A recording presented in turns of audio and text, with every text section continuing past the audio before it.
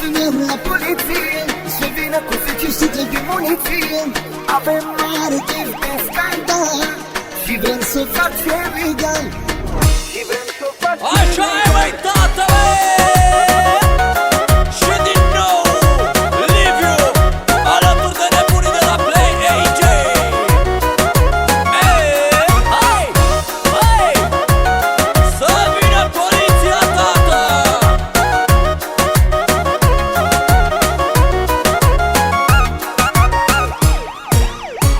E chef mare astă seară, scoatem boxele pe scară, dăm la maxim muzica, să vină poliția.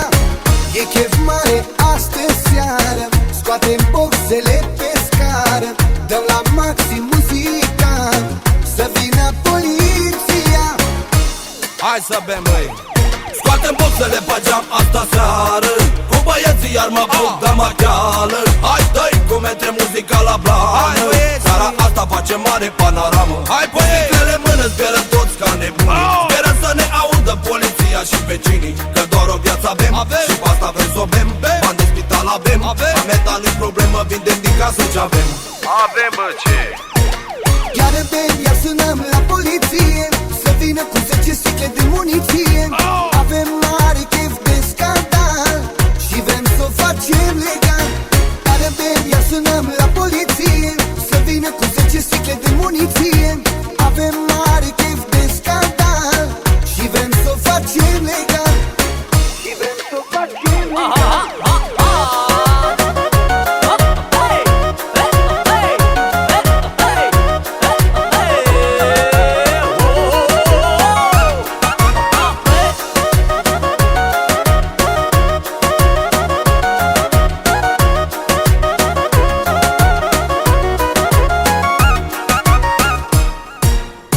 Toată garda e cu mine, urlăm cât gura ne ține.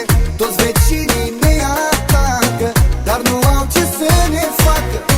Toată garda e cu mine, urlăm cât gura ne ține.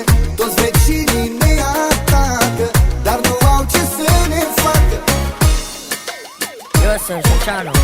Pune mâna pe sticlă mai hotărât, ia paharul în mână și toarnă-l pe gât.